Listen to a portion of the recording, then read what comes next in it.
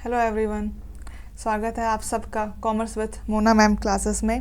तो लास्ट हमने ये कर लिया था, ये चार्ट पूरा समझ लिया था और इसके डेफिनेशन भी ऊपर जितने भी थे सब कर ली थी, ये भी पढ़ लिया था हमने। और हमें आज यहाँ से करना है trade and auxiliaries to trade. तो ये ऊपर भी कई बार आ चुका है, trade and auxiliaries to trade. Trade क्या होता है? Trade is an essential part of commerce. It refers to sales and transfer और exchange of good, either physical और वर्चुअल। तो सामान जो है, गुड्स को बेचना, उसको चाहे फिजिकल हम उसको बेचे खरीदे या फिर वर्चुअल करें, मींस ऑनलाइन करें, जैसे ई कॉमर्स के थ्रू होता है ना, अमेज़ॉन फ्लिपकार्ट वगैरह पे। वो तो ये क्या होता है? ट्रेड में आता है। ऑक्सिलरी टू ट्रेड क्या होता है? ट्रेड करने की जितनी भी चीज़ें जो हमें मतलब हेल्प कर रही है, वो सारी चीज़ें ऑक्सिलरीज टू ट्रेड में आ जाती है। तो पढ़ते हैं आगे। It helps in making the goods produced available to the consumer. तो जो भी गुड्स प्रोड्यूस किए जाते हैं, बनाए जाते हैं, उसको कंज्यूमर तक पहुंचाना, ये जो काम है ये ट्रेड का काम है। ठीक है। These days goods are produced on a large scale and it is difficult for producer to themselves reach out to individual buyer for selling their products। मान लो यहाँ पे हमने जो है, ये हमारी इंडस्ट्री है, यहाँ पे हमारा सामान बन रहा है, ठीक, किसी भी कोई भी इंडस्ट्री मान लो किसी भी चीज़ की, और ये रहे हम लोग कंज्यूमर। ठीक है। कंज्यूमर अलग अलग स्टेट में रहते हैं, अलग अलग जगहों पे रहते हैं। कोई यूपी में रह रहा है, कोई हरियाणा में रह रहा है, कोई बिहार में रह रहा है और कोई एमपी में रह रहा है, ऐसे मतलब किसी भी स्टेट का ले लेते हैं। तो और जो मेरा सेटअप है वो कहाँ पे है? मेरी फैक्ट्री कहाँ पे है? मुंबई में है। अब ये सामान जो है, मान लो ये कॉलगेट ही बनाती हूँ मैं, तो भाई कॉलगेट तो हर कोई करेगा ना, सबको चाहिए। कोई भी मतलब कॉलगेट क्या, कोई भी टूथपेस्ट, ठीक है, तो सबको चाहिए। तो ये कैसे पहुँचेगा? इसके लिए क्या क्या हमें नीड होती है? ट्रांसपोर्टेशन चाहिए होती है, और भी कई सारी चीज़ें चाहिए होती है ऑक्सिलरीज टू ट्रेड में। तो ये जो है ट्रेड होना, यहाँ से यहाँ तक पहुँचाना, ये ट्रेड है। पर इसके बीच में जो ये सारी चीज़ें हैं, हमें जो यहाँ ये सुविधा बना रही है कि हमारा सामान कंज्यूमर तक पहुँच जाए, ये सब क्या ही ऑक्सिलरीज टू ट्रेड है। ठीक है, ऑक्सिलरीज टू ट्रेड। सो देखते हैं आगे। Businessmen are engaged in trading activities to make the goods available to consumer in different market। अलग अलग मार्केट में जो है कंज्यूमर्स को प्रोडक्ट अवेलेबल कराते हैं। In the absence of trade it would not be possible to undertake production activities on a large scale. Trade अगर हो ही ना, तो जो है हम बहुत बड़े स्केल पे काम कर ही नहीं सकते। फिर तो छोटे छोटे स्केल पे ही काम होगा कि एक छोटे से एरिया में ही बिजनेस चल रहा है हमारा, छोटा मतलब बड़े एरिया में नहीं हो सकता कि मुंबई में बैठ के हम यूपी, बिहार, एमपी, हरियाणा, पंजाब हर जगह भेज दे अपना प्रोडक्ट। ये बड़े स्केल के लिए ट्रेड चाहिए, ठीक है, इसके बिना नहीं हो सकता। Activities which are meant for assisting trade are known as auxiliaries to trade। जो भी एक्टिविटीज़ ट्रेड में हेल्प करती है उसको क्या कहते हैं? Auxiliaries to trade. These activities are generally refer to as services, because service ही है ये एक तरीके से auxiliary to trade. These are in nature of facilitating the activities relating to industry and trade. तो इंडस्ट्री में भी जो हमारा था टर्शरी इंडस्ट्री, 3 टाइप की इंडस्ट्री थी ना, प्राइमरी, सेकेंडरी, टर्शरी। तो टर्शरी इंडस्ट्री क्या थी? वो भी ऑक्सिलरी टू ट्रेड ही थी, दोनों सेम ही है। ट्रांसपोर्ट, बैंकिंग, इंश्योरेंस एग्जांपल दिए हैं आपको ऑक्सिलरी टू ट्रेड के। ट्रांसपोर्ट हो गया, बैंकिंग, ट्रांसपोर्टेशन से हमें क्या एक जगह से दूसरी जगह हम सामान ले जा सकते हैं, बेच सकते हैं। बैंकिंग क्या हमें फाइनेंस प्रोवाइड करती है। इंश्योरेंस सेफ्टी प्रोवाइड करती है, रिस्क कवर करती है, मतलब रास्ते में सामान हमारा चोरी हो गया, सामान में आग लग गई या कुछ, तो उसकी हम भरपाई कैसे होगी? इंश्योरेंस हमने करा रखा है तो हमारा उतना नुकसान नहीं होगा। वेयर हाउसिंग, हमने सामान बहुत सारा बना लिया, साल भर बेचना है हमें उस सामान को, तो सामान रखेंगे ना कहीं पे, तो वो कहाँ पे रखेंगे? वेयर हाउस में रखते हैं। And advertising are regarding as auxiliaries to trade. तो एडवर्टाइजिंग तो पता ही है आपको, टीवी पे या फिर आजकल तो ऑनलाइन भी एडवर्टाइजमेंट आते रहते हैं, क्लासेस वगैरह में भी आते हैं, क्लासेस चलेगी बीच में एडवर्टाइजमेंट भी आ जाता है। तो एडवर्टाइजमेंट के थ्रू भी जो है हम अपना प्रोडक्ट की जानकारी मतलब इंफॉर्मेशन प्रोवाइड कराते हैं लोगों को। तो एडवर्टाइजमेंट क्या हेल्प करता है, इन्फॉर्मेशन देने में लोगों को हमारे प्रोडक्ट की, उसमें हेल्प करता है। That is activities playing a supportive role. In fact these activities support not only trade but also industry. तो ये सिर्फ ट्रेड को ही नहीं, इंडस्ट्री को भी सपोर्ट करती है ये सारी एक्टिविटीज़। वही टर्शरी इंडस्ट्री में पढ़ा था, वही चीज़ है। Hence the entire business activity, और पूरे बिजनेस एक्टिविटी को जो है ये सपोर्ट करती है auxiliary to trade. Commerce in particular and business activity in general, these activities help in removing various hindrances which arise in connection with the production and distribution of goods. जो भी goods को produce करने में या उसको distribute करने में जितनी भी रुकावटें आती है, तो ये जितनी जो एक्टिविटीज़ है हमारी ऑक्सिलरीज टू ट्रेड में आती है, ये सब उन रुकावटों को जो है ख़त्म करती है, हेल्प करती है उन रुकावटों से हमें जो बाहर निकलने में। Transport facilities movement of goods from one place to another. अभी ऊपर एक्सप्लेन किया कि ट्रांसपोर्ट क्या करती है, सामान एक जगह से दूसरी जगह तक पहुंचाती है। बैंकिंग क्या करती है, banking provide finance assistance to the manufacturer and trader. Finance पैसे कौन प्रोवाइड कराती है, बैंक प्रोवाइड कराती है, ताकि जो हम अपने बिजनेस को और बड़े स्केल पे कर सके। इंश्योरेंस क्या करती है, covers various kind of business risk, risk cover करती है। Warehousing creates time utility by way of storage facilities, time utility create करती है वेयर हाउसिंग। हम किसी भी टाइम पे मतलब अपना प्रोडक्ट बेच सकते हैं, उसमें हमें सर्दी गर्मी बरसात इसको मतलब इंतज़ार नहीं करना होता। अभी हमारी फसल उगेगी तो हम इसी सीज़न में बेच पाएंगे, हम उसको बाद में भी बेच सकते हैं, हम उसको स्टोर करके रख सकते हैं, तो वो वेयर हाउसिंग का काम है। एडवर्टाइजिंग प्रोवाइड्स इंफॉर्मेशन, एडवर्टाइजमेंट क्या प्रोवाइड कराते हैं, information to consumer. In other words these activities facilitate movement, storage, financing, risk coverage and sales promotion of goods. तो ये जो है एक्टिविटीज़ जो है फैसिलिटेट करती है क्या क्या, हमारी स्टोरेज को फैसिलिटेट कर रही है, फाइनेंस रिस्क कवर कर रही है, सेल और प्रमोशन कर रही है हमारे प्रोडक्ट का। Auxiliaries to trade are briefly discussed below, इसको और डिस्कस किया गया है नीचे, आइए देखते हैं। पहला क्या था हमारा, ट्रांसपोर्ट एंड कम्युनिकेशन, है ना। ऑक्सिलरी टू ट्रेड पहला हमारा ट्रांसपोर्ट एंड कम्युनिकेशन, ऊपर सब एक्सप्लेन हो चुका है, फिर भी डिटेल में देख लेते हैं। Production of goods generally takes place in particular location. Production तो भाई किसी एक जगह पे ही हो रहा है हमारे गुड्स का, कहीं एक ही जगह फैक्ट्री या इंडस्ट्री लगा रखी है हमने, वहीं पे सामान बनेगा। For instance tea is mainly produced in Assam, cotton in Gujarat and Maharashtra, jute in West Bengal and Odisha, sugar in UP, Bihar and Maharashtra and so on. तो ये मेन जगह है, असम में टी बनता है हमारा, कॉटन हमें गुजरात में मिलता है, गुजरात और महाराष्ट्र में, जूट वेस्ट बंगाल और उड़ीसा में मिलता है, sugar UP Bihar and Maharashtra में मिलता है। तो अब शुगर यूपी बिहार महाराष्ट्र में मिलता है, तो इसका मतलब ये तो नहीं है कि बाकी के स्टेट शुगर कंज्यूम ही नहीं करेंगे, सब करेंगे, सबको चाहिए शुगर। तो इस सब तक पहुंचाने के लिए जो है हमारा क्या काम आता है, ये जो ट्रांसपोर्ट हमारी हेल्प करता है सब तक पहुंचाने के लिए एक प्रोडक्ट को, जो किसी एक पर्टिकुलर जगह पे प्रोड्यूस किया जाता है और फिर ट्रांसपोर्ट के थ्रू उसको अलग अलग जगहों पे जो है डिस्ट्रीब्यूट किया जाता है। But these goods are required for consumption in different parts of country.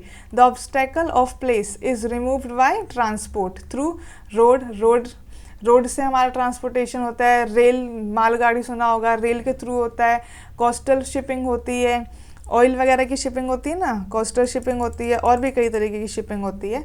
Transport facilitates movement of raw material to the place of production and the finished product from factories to the place of consumption. हमने कोयले की खदान से कोयला निकाला, है ना, फिर उसको ले गए आगे प्रोसेस करने के लिए, या हमने पेट्रोल निकाला उसको ले गए आगे प्रोसेस करने के लिए। तो हर जगह जो है ट्रांसपोर्टेशन की नीड है ना। कोई भी चीज़ हमें कहीं मिली, रॉ मटेरियल हमें किसी एक पर्टिकुलर प्लेस पे मिला, तो उसको हम अपने इंडस्ट्री में लेके जाएंगे ताकि हम उसको प्रोसेस कर सके। तो इंडस्ट्री तक लेके हम किसके थ्रू गए, ट्रांसपोर्ट के थ्रू लेके गए, इंडस्ट्री में सामान बन गया हमारा। अब जो फाइनल प्रोडक्ट है हमारे पास उसको जो है हम फिर कंज्यूमर तक या मार्केट तक कैसे लेके गए, ट्रांसपोर्ट के थ्रू लेके गए। तो ट्रांसपोर्ट जो है बहुत इंपॉर्टेंट है ट्रेड में। ये जो 5-6 पढ़ाऊंगे ना, ये सारे इंपॉर्टेंट ही है, तो बस समझते जाओ, सुनते जाओ। कहाँ अपनी जो है क्लास अपने एग्ज़ाम में बना बना के लिखना अपनी लैंग्वेज में, इजी लैंग्वेज में, बिल्कुल भी टफ नहीं है। बिजनेस स्टडीज़ बहुत इजी सब्जेक्ट है ये पूरे कॉमर्स का। आप इसमें 100 में से 100 भी स्कोर कर सकते हैं अगर आपने इसको टाइम दे दिया तो। आप चाहो तो अपने, अभी तो ये 11th का पढ़ा रही हूँ, 12th क्लास का पढ़ाऊँगी, उसमें भी आपको जो अगर कोई सब्जेक्ट वीक है, आपको लग रहा है कि मुझे इतने परसेंटेज चाहिए, 95% प्लस चाहिए तभी मेरे को कोई अच्छा कॉलेज मिलेगा दिल्ली यूनिवर्सिटी का, तो आप अपने स्कोर जो है बिजनेस स्टडीज़ में बढ़ाए। इस पे ध्यान दें कि बिजनेस स्टडीज़ में आप जो है जितना मैक्सिमम स्कोर कर सकते हैं उसकी कोशिश करें, क्योंकि इसमें हो जाएगा मैक्सिमम स्कोर। ये इजी सब्जेक्ट है, समझने वाला सब्जेक्ट है। बिजनेस जो है हमारे आसपास से ही जो है, हमारे सराउंडिंग से ही रिलेटेड है, आपको बहुत इजीली समझ भी आ जाएगा और आप इसको मतलब अच्छे से एग्ज़ाम में अपनी लैंग्वेज में लिख भी पाओगे। तो इस पे ये सब्जेक्ट लोग सोचते हैं इजी है, बाद में कर लेंगे, बट वो छूट जाता है बाद में फिर होता नहीं, फिर बच्चों के वही नंबर कम आते हैं। इसलिए इसको अच्छे से कर लो, जल्दी भी कवर हो जाता है, ज़्यादा टाइम भी नहीं लगता। Along with transport facility, there is also a need for communication facilities so that producer, trader and consumer may exchange information with one another.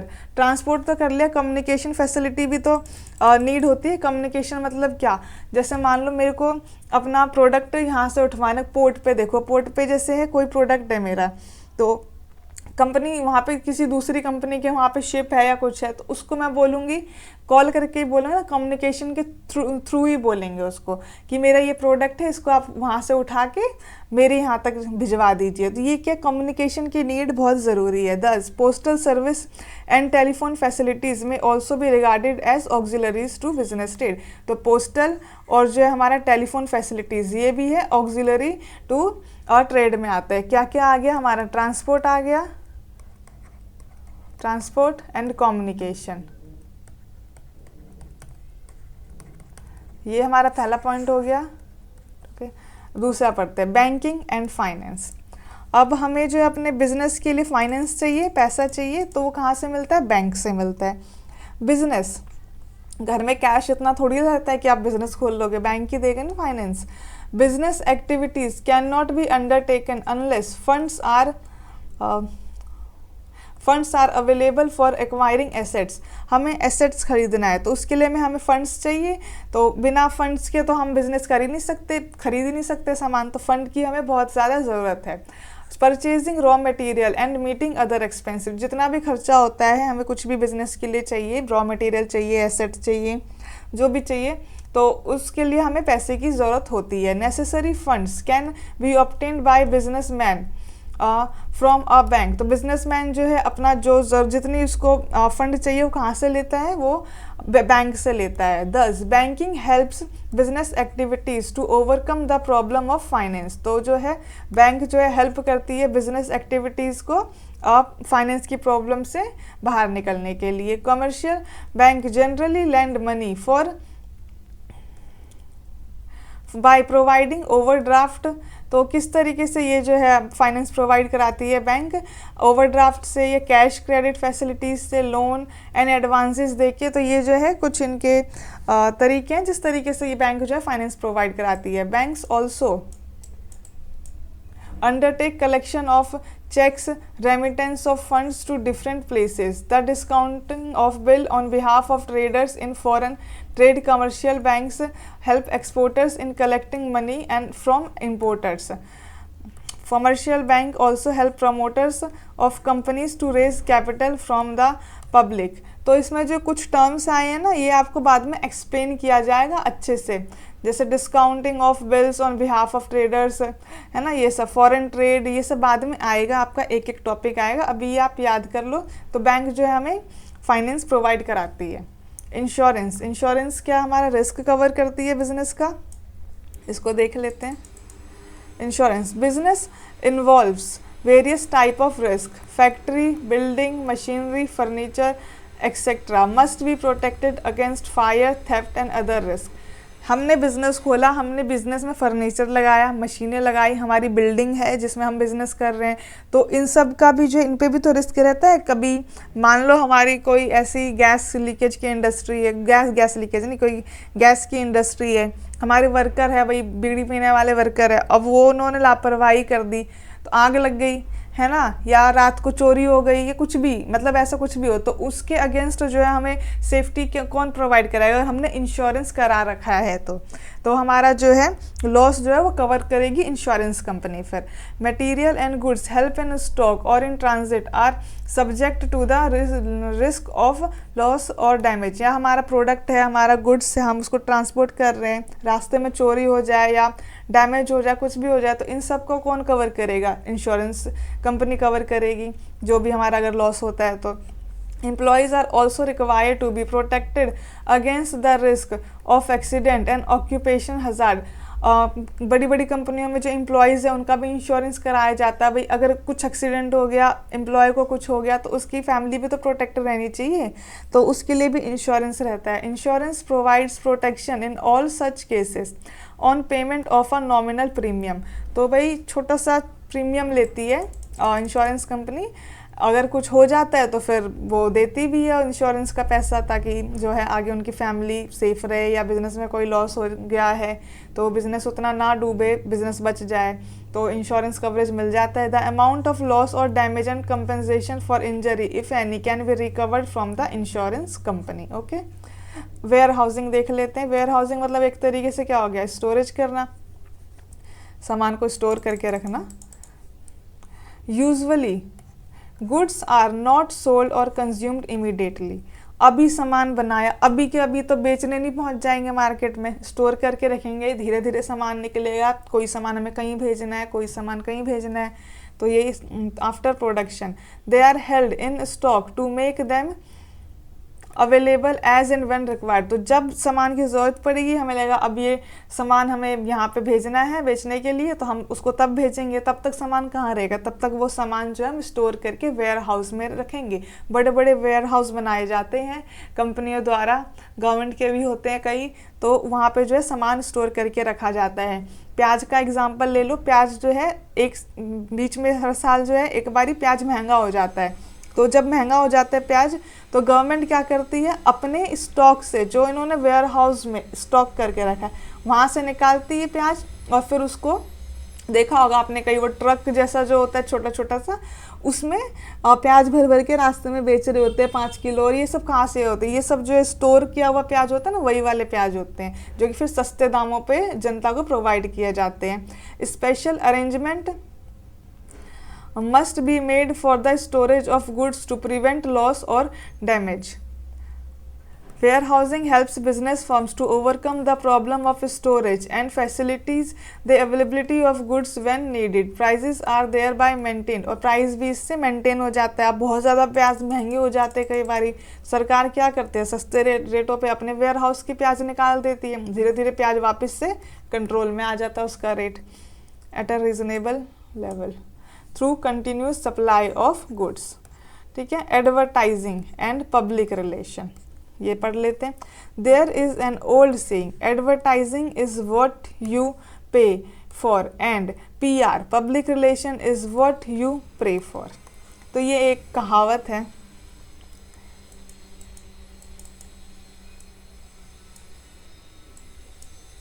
Both advertisement and PR activities are the tools to commerce, influence and promote your product, service or an idea to your potential customer and motivate your target customer to recognize your accomplishment। कुछ नहीं है। Advertisement हम देखते हैं, हमें कोई भी product के बारे में कैसे पता चलता है? हमें ऐसे दुकान पर जाकर तो हम नहीं पूछते हैं भैया ये प्रोडक्ट क्या है, रेयरली पूछते हैं। मोस्टली जो हमें प्रोडक्ट के बारे में एडवर्टाइजमेंट के थ्रू ही पता चलता है। हम देखते हैं अच्छा ये चीज़ आई है मार्केट में, सब पहुंच जाते हैं खरीदने के लिए। आजकल पिलग्रिम का चल रहा है ना वो 10% विटामिन C वाला, तो ये हमें कैसे पता चला? एडवर्टाइजमेंट से ही तो पता चला। जैसे आते रहते हैं शॉर्ट्स वगैरह में, रील्स वगैरह में चीज़ें, तो हमें पता चल जाती है ये सब क्या, ये सब एडवर्टाइजमेंट ही है, एडवर्टाइजमेंट ही किया जा रहा है प्रोडक्ट का। ठीक है, तो एडवर्टाइजमेंट क्या हमें इंफॉर्मेशन प्रोवाइड कराती है प्रोडक्ट की, और हमें जो सही कस्टमर जिसको नीड है उस तक जानकारी पहुंचाती है advertisement. Advertising and public relation activities are one of the most important method of promoting the sale of product. तो एडवर्टाइजमेंट कर लिया हमने खूब सारा, पार्ले जी मतलब जीनियस पहले आता था, पार्ले जी खाते थे लोग खूब, एडवर्टाइजमेंट पार्ले जी की कम हो गई तो बिक्री भी कम होती चली गई, है ना। Products and service in market place, it is particularly impossible for, अभी भी खाते हैं ऐसा नहीं है अभी नहीं खाते, बट जैसे हम पहले भी खाते थे तो आज की डेट में कम हो गया ना, उस हिसाब से। It is particularly impossible for producers and traders to contact each and every customer. Thus, for promoting sales, information is made available through advertisement and publicity tools about their feature. तो advertisement के through हम features बताते हैं, price पता चलता है, और भी काफ़ी सारी चीज़ें पता चलती है। जी से जीनियस ये भी पता चलता है, मजाक था वो। To the potential customers also, there is a need to persuade potential customers and buyers about the utility, features, quality, price, competitive information about the goods and service। तो ये सब चीज़ें हमें पता चलती है एडवर्टाइजमेंट से। The publicity of such attributes of products and services are done using various techniques of maintaining public relation tools. The popular PR tool is use of press release in print and social media platform। तो सबसे easy popular क्या है, press release कर दो print में, newspaper में, या फिर जो है मीडिया प्लेटफॉर्म पे डाल दो, सोशल मीडिया प्लेटफॉर्म पे, उससे वो वैसे फेमस हो जाएगा, लोग जान जाएंगे आपके प्रोडक्ट के बारे में। Advertising and public relation activities help in providing information about available goods and services and including customers to buy particular items। तो हमें जैसे प्रोडक्ट के बारे में पता चलता है, हम खुश हो जाते हैं, अच्छा ये वाली क्रीम से हम लोग गोरे हो जाएंगे, हैं इससे ग्लो आ जाएगा, तो हम लोग तुरंत पहुंच जाते हैं दुकान वाले भैया के पास, भैया भैया ये वाली क्रीम दो। तो हमने ये एडवर्टाइजमेंट से क्या हुआ, हम जो है उसकी तरफ जो है लुभाए गए, हम मोहित हो गए उसकी तरफ प्रोडक्ट की तरफ, और हमने जाके खरीद लिया। तो एडवर्टाइजमेंट क्या है, सेल्स बढ़ाती है हमारे प्रोडक्ट का। बिजनेस में कोई भी बिजनेस करो, उसके जो है प्रोडक्ट का सेल्स बढ़ाना है, लोगों तक इन्फॉर्मेशन पहुंचानी है, लोगों को लुभाना है अपने प्रोडक्ट को लेके, तो एडवर्टाइजमेंट की जाती है। इसलिए advertisement are always a paid activity. Advertisement कभी भी फ्री नहीं होती, पेड ही रहती है। कंपनी पैसा दे रही है एडवर्टाइजमेंट के लिए, तभी एडवर्टाइजमेंट कर रहा है, कोई ऐसी एडवर्टाइजमेंट नहीं कर देगा इस चीज़ के। वेयर बिजनेस, अब मान लो कल को मेरा चैनल फेमस हो गया, तो मैं यहाँ पे नाम ही नहीं लूँगी पार्ले जी का या किसी ऐसे कंपनी का, फिर वो एडवर्टाइजमेंट हो गया ना। ऐसा मजाक कर रही है, कॉमन चीज़ें इतना तो नाम ले ही सकते हैं। नॉन मीडिया एग्जाम्पल दिया एक तरीके से, मतलब जैसे बड़े बड़े आप प्लेटफॉर्म देखोगे, टीचिंग प्लेटफॉर्म हो गया, कोई भी प्लेटफॉर्म हो गया, तो अगर वो किसी प्रोडक्ट का नाम ले रहे हैं तो वो समझ लो कि वो एडवर्टाइजमेंट कर रहे हैं, उनको उस प्रोडक्ट की तरफ से पैसा उस कंपनी की तरफ से पैसा मिला है, इसलिए वो नाम ले रहे हैं उन प्रोडक्ट्स का। Media to promote its product or a service. PR activities, on the other hand, are normally unpaid, where business enters into a strategic communication to build a mutually beneficial relationship। तो हमारे हो गए auxiliaries to trade, हो गया हमारा, easy था, बना के लिख सकते हो खुद से अपनी लैंग्वेज में, बस मेन पॉइंट याद कर लेना, वो जो 5 पॉइंट्स हैं अपने वो याद कर लेना। ठीक है। ऑब्जेक्टिव्स ऑफ बिजनेस, ऑब्जेक्टिव्स क्या है बिजनेस के। An objective is the starting point of business. कोई ऑब्जेक्टिव होगा बिजनेस स्टार्ट करने का, तभी स्टार्ट किया है business. Every business is directed to the achievement of certain objectives. Objectives refers to all that the business people want to get in return for what they do.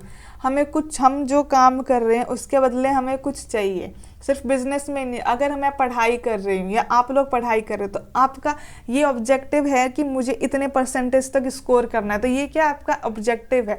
तो इसी तरीके से business का भी ऑब्जेक्टिव रहता है कि मैं बिजनेस चला रहा हूँ तो मुझे ये मिले उसके बदले। कुछ भी जो भी चाहते हैं, चाहे टॉप पे जाना है, प्रॉफिट कमाना है, टर्नओवर का टारगेट रख लिया है, कुछ भी। It is generally believed that business activities is carried out only for profit. Generally तो ये बिलीव किया जाता है कि सिर्फ प्रॉफिट के लिए बिजनेस किया जाता है। हाँ, किया जाता है प्रॉफिट के लिए, लॉस के लिए कोई नहीं करता, बट और भी फैक्टर्स हैं। Business person themselves proclaim that their primary objective is produce or distribute goods or service for profit। हाँ, बिल्कुल सही बात है, हम इसलिए बिजनेस करते हैं ताकि हम प्रॉफिट कमा पाए। Every business is said to be an attempt on the part of business people to get more than what has been spent or invested on in other words to earn profit, which is the excess of revenue over cost। Profit earn करना है। Profit क्या होता है? जितना हमने खर्चा किया उसके ऊपर जो हमारी कमाई हुई है, यही लिखा है। However, it is being increasingly realized nowadays that business enterprises are part of the society and need to fulfill several objectives। पैसा तो कमाना है बिजनेस को, प्रॉफिट तो करना ही करना है, बट उसके बाद सोशल वेलफेयर भी करना पड़ेगा आपको। आप ये नहीं कर सकते कि आपने फैक्ट्री लगा दी और पूरा आसपास का एरिया गंदा कर दिया, धुआं कर दिया, ऐसा नहीं कर सकते। आपको ध्यान देना पड़ेगा कि ग्रीनरी बनी रहे। आपको जो है प्रोडक्ट को उतना महंगा नहीं बेचना है कि बेसिक प्रोडक्ट हो, मान लो जैसे कोई भी प्रोडक्ट हो बेसिक, जैसे टूथपेस्ट हो गया, आप बहुत महंगा नहीं बेच सकते हो उसको। आपको लोगों का भी ध्यान रखना है कि हाँ, इस पर्टिकुलर प्लेस में इतनी ही अमाउंट रहना चाहिए, बेसिक नीड्स से हम ये इसको जो है लोगों को सही रेट पे प्रोवाइड कराए, एक रीजनेबल रेट पे। हम पॉल्यूशन ना फैलाए ज़्यादा, ये सब भी जो है ऑब्जेक्टिव रहते हैं बिजनेस के। Including social responsibility to survive and prosper in the long run. अगर आप सोचोगे कि सिर्फ प्रॉफिट कमाऊँ है, लोगों को तो बेच ही दूँ मैं, ऐसा नहीं है। बिजनेस आपका चलेगा नहीं, गवर्नमेंट आके बंद कर देगी, लोग आके उसको हल्ला बोल देंगे, बिजनेस बंद होगा, फैक्ट्री बंद होगा, मारपीट हो जाएगी। ठीक है, तो आपको जो है सोशल वेलफेयर भी करना पड़ेगा, सोसाइटी को भी ध्यान में रखना पड़ेगा। सिर्फ पैसा पैसा पैसा नहीं कर सकते। भोपाल ट्रेजेडी सुना होगा आप लोगों ने, जो उसमें हुआ था, गैस लीकेज हो गई थी, तो क्या हो गया उसके बाद? बहुत सारे लोग, मतलब कितने हज़ारों में लोग उसमें जो है उनकी डेथ हो गई थी उस गैस लीकेज से। और उसके बाद क्या हुआ? बिजनेस बंद हो गया, बट पता नहीं केस का, तो मुझे इतना ध्यान नहीं क्या चल रहा है केस का, बट जो भी था बिजनेस तो बंद ही हो गया ना, ख़त्म होगी कहानी उसके बिजनेस की। प्रॉफिट इज़ फाउंड, कमा लिया उसने खूब प्रॉफिट, है ना, लोग तो इतने सारे मारे गए। Profit is found to be business किया क्यों जाता है? ताकि जो हम जो है प्रोडक्ट्स जो है लोग प्रॉफिट भी कमाए, और जो नीड की चीज़ें हैं लोगों की, वो लोगों तक पहुंचाई जाए। ठीक है, बिना नीड की चीज़ें की बिजनेस कोई नहीं करता है। और फिर कोई ऐसे काम कर रहा है जो इलीगल है, फिर उसका बिजनेस बंद करवा दिया जाता है गवर्नमेंट द्वारा। ठीक है, but not the only one. Profit जो है लीडिंग ऑब्जेक्टिव है, बट अकेला प्रॉफिट ही ऑब्जेक्टिव नहीं है बिजनेस का। Although earning profit can not be the only objective of business. ठीक है,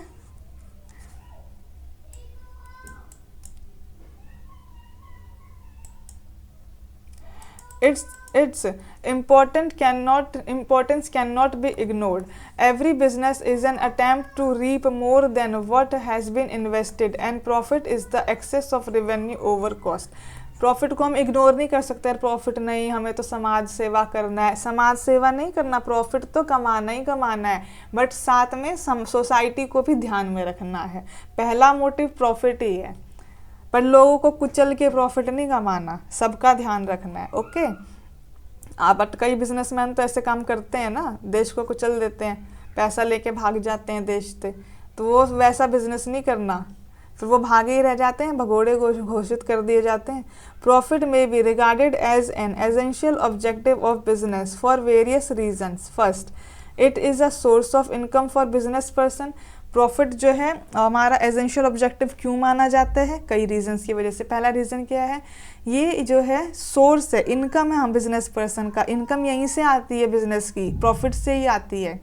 कोई सैलरी नहीं मिलती ऑनर को, वो प्रॉफिट कमाता है, वही उसकी इनकम है, और फिर उसी प्रॉफिट से जो है अपने सैलरी भी बांटता है लोगों को। तभी बिजनेस चलता है, कोई फ्री में काम नहीं करेगा। It can be source of finance for meeting expansion requirements of business. Business हमें बढ़ाना है और बढ़ाना। अभी मेरी एक छोटी सी दुकान है, मुझको बहुत बड़ी दुकान करनी है, तो मेरे को जो प्रॉफिट हुआ वही प्रॉफिट का पैसा लगाऊंगे ना उसमें, तभी तो वो और बड़ा होगा। Third, it indicates the efficient working of business. ये भी दिखाता है कि हाँ हमारे बिजनेस अगर प्रॉफिट कमा रहे तो हमारा काम सही चल रहा है। अगर काम में कुछ गड़बड़ है तो हम प्रॉफिट थोड़ी कमाएंगे, फिर तो हम लॉस कमाएंगे। It can be taken as the society's approval of the utility of business. इससे ये भी पता चलता है कि हाँ सोसाइटी को जो है हमारे बिजनेस पसंद आ रहे हैं, उनको हमारे प्रोडक्ट पसंद आ रहे हैं, इसलिए वो लोग खरीद रहे हैं और हमें प्रॉफिट हो रहा है।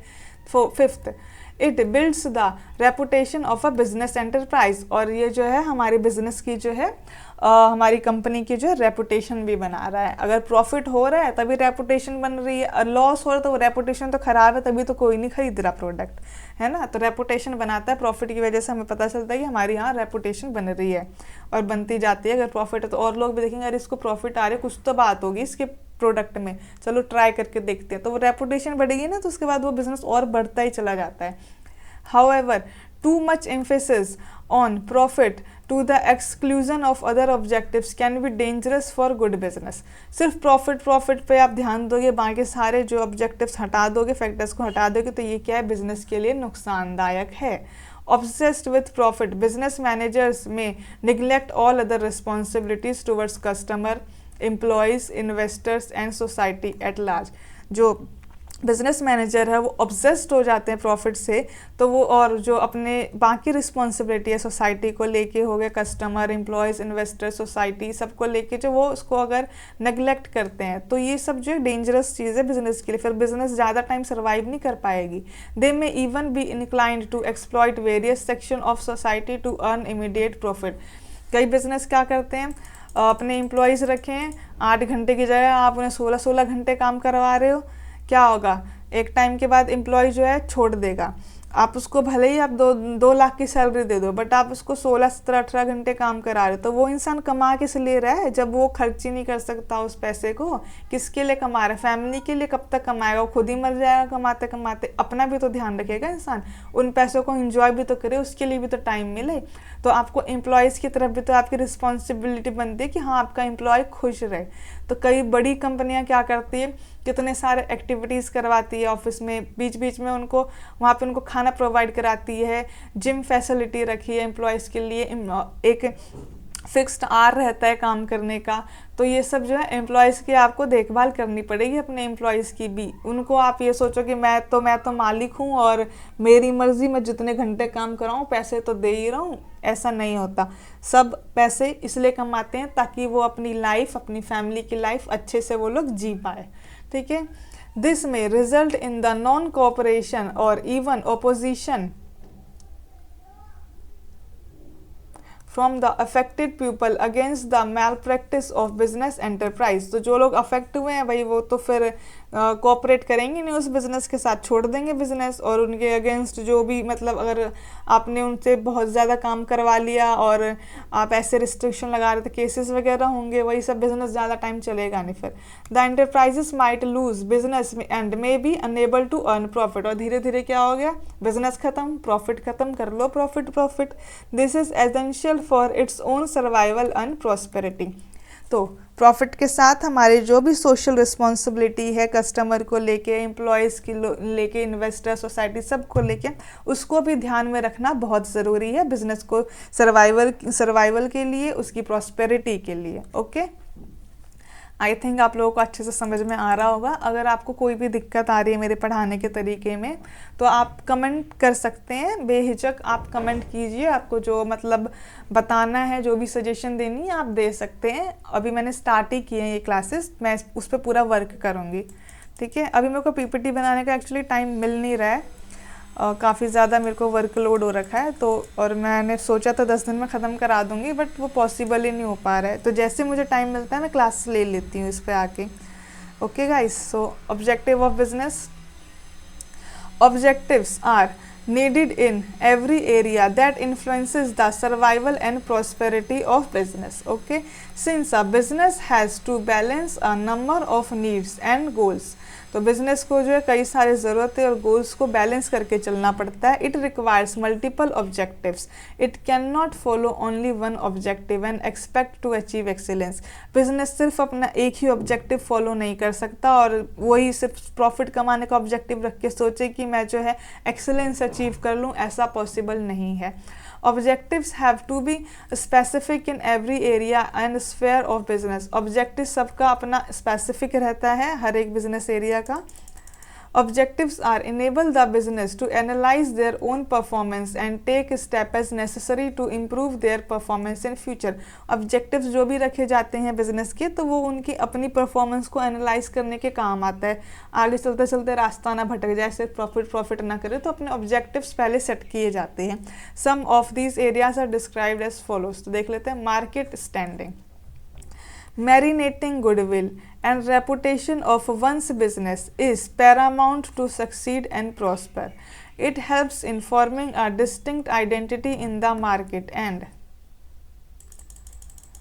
is referred to as market standing in relation to its competitors. A business enterprise must aim at standing on a stronger footing in terms of offering competitive products at reasonable price to its customer and serving them to their satisfaction.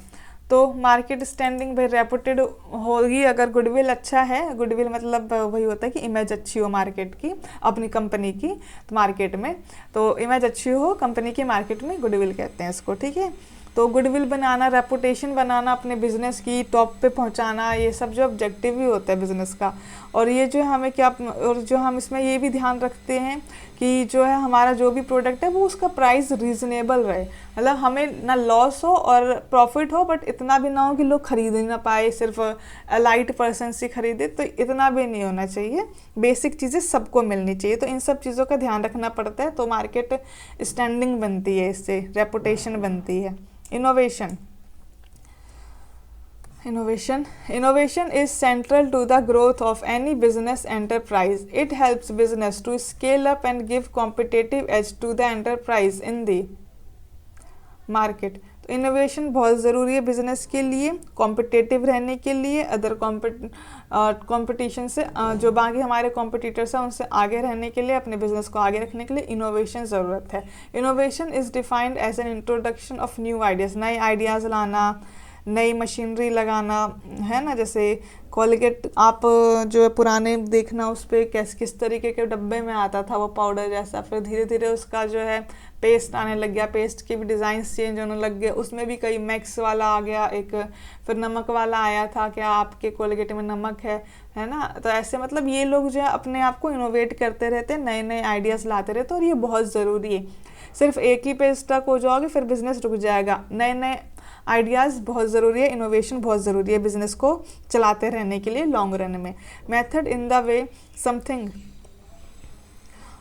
done or made. However, it does not imply that a new product is to be manufactured.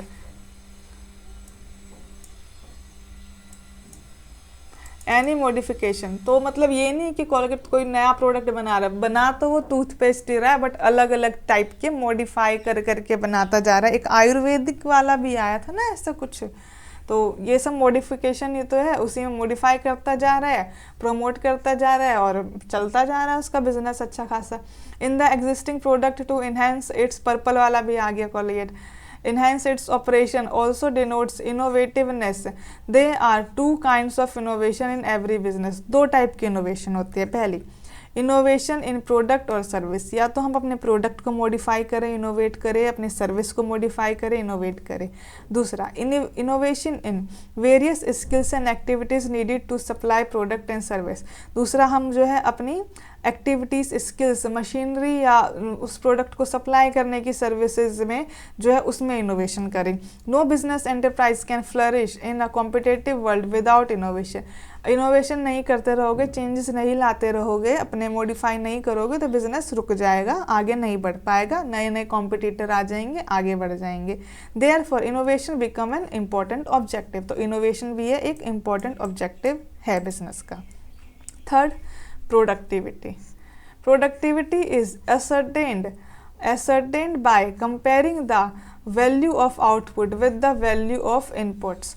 जो हमने लगाया है उसके बदले हमें कितना output मिल रहा है, इसकी जो कंपैरिजन कर रहे हैं, ये हमारा प्रोडक्टिविटी, इससे हमें पता चलता है प्रोडक्टिविटी हमारी कितनी हुई।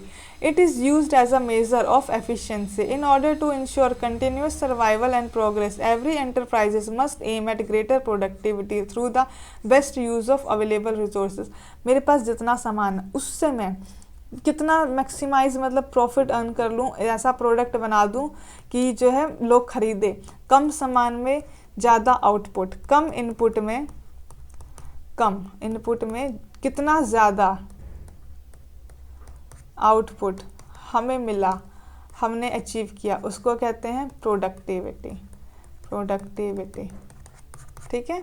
फिजिकल एंड फाइनेंशियल रिसोर्सेज, ये देख लेते हैं फिजिकल और financial resources. Any business requires physical resources. Physical resources हमें चाहिए, प्लांट्स चाहिए, मशीन चाहिए। प्लांट्स और पौधे मत समझ लेना, प्लांट्स देखे होंगे आपने, बड़े बड़े बायोस्फीयर वो प्लांट्स होते हैं जो फैक्ट्री टाइप की होती है। फ़ोटो दिखाऊंगी मैं इसकी आपको क्लासेस में जब PDF से पढ़ाना शुरू करूँगी। Offices etcetera and financial resources that is, और हमें फाइनेंशियल रिसोर्सेज भी चाहिए। Funds to be able to produce and supply goods and services to its customer. पैसा भी चाहिए ना भाई, सामान बनाने के लिए, उसको सप्लाई करने के लिए, सर्विस प्रोवाइड कराने के लिए कस्टमर के लिए। फाइनेंस भी चाहिए और फिजिकल रिसोर्सेज भी चाहिए। कहाँ पे बनाएंगे, मशीनें चाहिए, कैसे बनेगा सामान, मशीन चाहिए, ऑफिस चाहिए, फैक्ट्री चाहिए, plants. The business enterprise must aim at acquiring these resources according to their requirement and use them efficiently. और जो है बिजनेस एंटरप्राइज का जो एम रहता है कि वो जो अपने रिसोर्स, इन दोनों रिसोर्स को, फिजिकल और फाइनेंस रिसोर्सेज को अच्छे से जो है इनकी रिक्वायरमेंट मतलब इनसे अच्छे से एफिशिएंटली वर्क करे। अर्निंग प्रॉफिट्स, प्रॉफिट अर्न करना तो भाई सबसे इम्पोर्टेंट है। One of the objective of business is to earn, one of the objective है, अकेला ऑब्जेक्टिव नहीं है, ठीक है, ये प्रॉफिट अर्न करना। One of the objective of business is to earn profit on the capital employed. Profitability refers to profit in relation to capital investment. हमने capital investment जितना किया है, हमने जो पैसा लगाया है, अब उसके बाद जो ऊपर की कमाई, उसके ऊपर की कमाई नहीं, मतलब उसके बाद जो हमारी कमाई हो रही है वही प्रॉफिट है। हमारा खर्चा हमने निकाल दिया, हमने पूरा कमाया टर्नओवर, उसमें से हमने खर्चा निकाल दिया और जो बच गया वो क्या, हमारा प्रॉफिट है। Every business must earn a reasonable profit which is